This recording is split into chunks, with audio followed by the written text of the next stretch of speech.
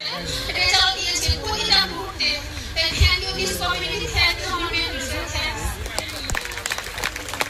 জয়েন্টের ফটো যেদিন আমি প্রথম সেই ক্যাপ্রেসটা গ্রহণ করেছিলাম,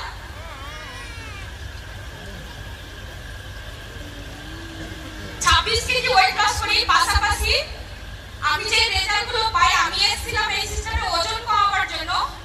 ওজন কমাতে এসে হাঁটু যন্ত্রণা, কোমর যন্ত্রণা, মাইগ্রেন